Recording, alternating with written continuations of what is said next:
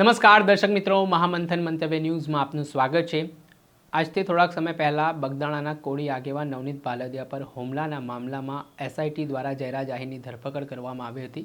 આ ઘટના 25 દિવસ ગુજરાતમાં ચર્ચાનું કેન્દ્ર બની। શરૂઆતમાં જ્યારે હુમલો ત્યારે નવનીત બાલદિયા દ્વારા ગંભીર આરોપો માયાભાઈ આહીરના પુત્ર જયરા જાહીર ઉપર કરવામાં આવ્યા હતા।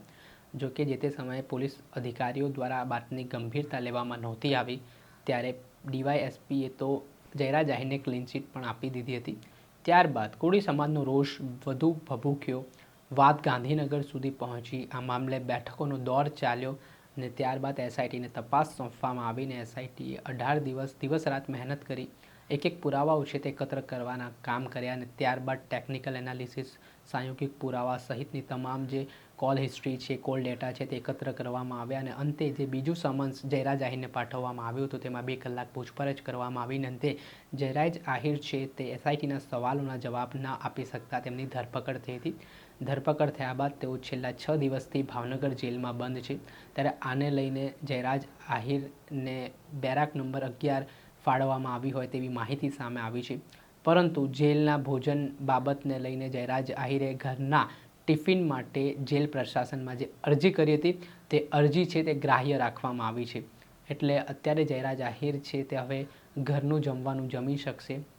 બીજી મહત્ત્વની વાત, ગઈકાલે મહુવા કોર્ટમાં 3 જેટલા જામીન અરજીઓ છે તે આરોપીઓ દ્વારા કરવામાં આવી, જેમાં એક આગોતરા જામીન અરજી અને 2 રેગ્યુલર જામીન અરજી છે તે મૂકવામાં આવી હતી। જોકે તે બાબતે આગામી 2 ફેબ્રુઆરીએ મુદત પડી છે અને તેની સુનાવણી થવાની છે।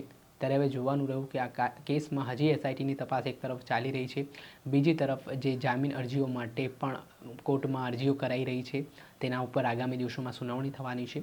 આ વચ્ચે જયરા જાહીરને જે જેલ પ્રશાસન દ્વારા ભોજન માટેની છૂટ આપવામાં આવી, સાથે જ બેરાક જે છે ફાળવવામાં આવી છે, તેને લઈને પણ આજે મહત્ત્વની વાતો છે તે ચર્ચાઈ રહી છે। ત્યારે હવે આ બગદાણામાં શું નવા અપડેટો આવે છે, 1 ફેબ્રુઆરીએ આવતીકાલે જે ન્યાયસભા થવાની છે તેમાંથી શું નવો હુંકાર ભરવામાં આવે છે ને શું કોળી સમાજની હવે માંગ રહેવાની છે, તે અપડેટો આપના સુધી પહોંચાડતા રહીશું। આવા જ વિડીયો જોવા માટે મહામંથન મંતવ્ય ન્યૂઝ જોતા રહો।